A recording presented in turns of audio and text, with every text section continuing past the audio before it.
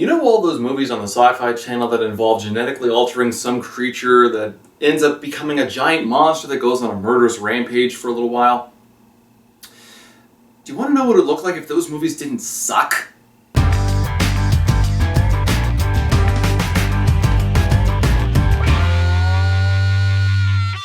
Jurassic World! I've been a huge fan of the Jurassic Park franchise since I was like 6, so you can only imagine my excitement when they were trying to bring it back. I mean, I must have bought all the toys when The Lost World came out like I was on some sort of a mission. Jurassic World was set as a direct sequel to Jurassic Park, as if The Lost World and Jurassic Park 3 never happened. Although Jurassic Park itself was indeed a failure, the ideas continued through into Jurassic World, which became a booming success. It's set 20 years after Jurassic Park, and there are many notable differences, not just in species, but also in various rides and attractions, like the gyroscopes you saw in the trailer.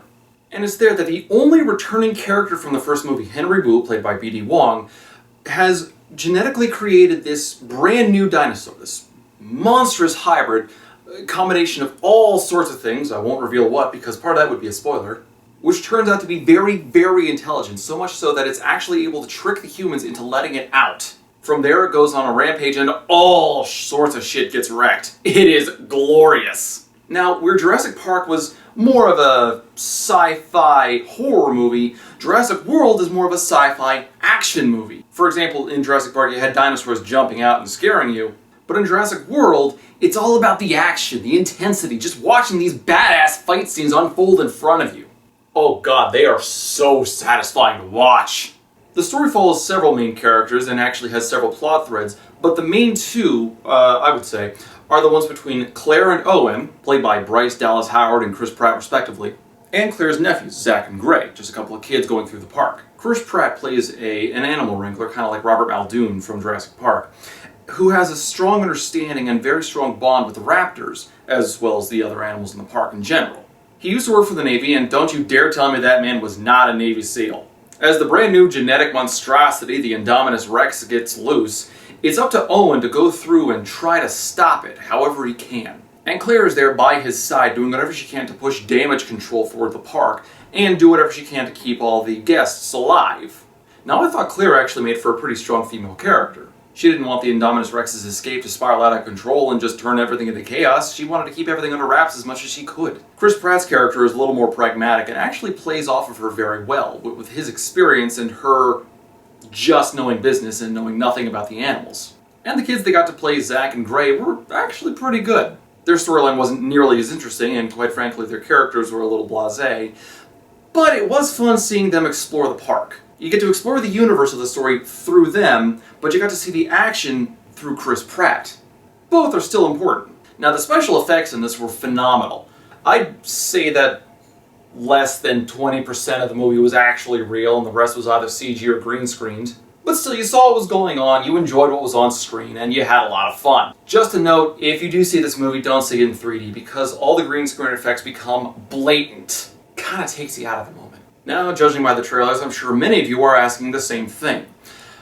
What was the Raptor Squad like? When I first saw the trailers that said they were going to have a Raptor Squad going alongside in a battle with Chris Pratt, I wasn't sure how to take it. Was this going to be the coolest goddamn thing you've ever seen? Or was it going to be a dumb plot thread posed by the director's 12-year-old son? Well, I can safely say it's both. Don't get me wrong, that doesn't mean it's bad. On one hand, they actually did build up the Raptors pretty well. They even gave them all names. And the scene you saw with the Raptors riding alongside Chris Pratt on the motorcycle was so perfectly executed. Build up, payoff, everything. Loved it. Sorry, fanboy moment. I'm calm. The movie treated the Raptor plot with the seriousness that it would have to. Chris Pratt has some understanding and some behavioral control over the Raptors, but they're still wild animals, and that is very strongly established. Yes, there is something of a bond there, but it's not like we're dealing with a pack of dogs. These things will eat him if he steps out of line. Yet at the same time, it felt like there were moments where the Raptors were being treated as too human, too obedient. I'd go into details, but that kind of requires spoilers, so no. In fact, if I had to critique this movie at all, it would just be this. How the hell does Claire run that well on heels? No, I'm kidding. It's actually kind of how the narrative evolves and how it treats the dinosaurs, especially near the end of the movie. it takes away the sense of realism that you had and that these are really dangerous animals, and it kind of skews with that. Again, I won't go into details because that requires spoilers, so still, it's a very minor point and it is still a lot of fun to watch. If you pay attention, there are actually several small moments where they reference all three of the previous movies in the franchise.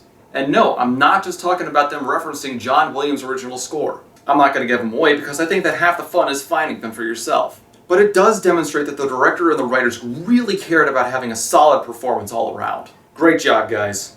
In fact, they went a step forward, and not only did they make a good movie, they made a movie that I think Michael Crichton would be proud of. Crichton always had something of an educational leaning in all of his stories. They were always some sort of a hesitant warning about the advances in science. I mean, keep in mind, most of his main characters were used for demonstrative purposes. Either they start the story not really understanding a subject matter and just learn along the way, thus substituting for the reader, or in the case of Owen, the main character steps in already as an expert in the field to give demonstrations and lessons as the plot progresses. And then you start to realize, yes, we can make these advances in science, but should we? And with that in mind, I actually really like what they did with B.D. Wong's character. Yes, he is something of a bit part, but he's the demonstration of what happens when you advance science with none of the responsibility.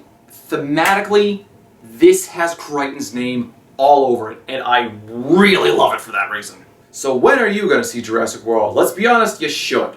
Have you seen it yet? What did you think about it? Is this a good, solid continuation of the Jurassic Park franchise, or should they just let this franchise die? Whatever your thoughts, comment below and tell me about it. Either way, I think we can all agree on one very important thing. Blue is fucking awesome.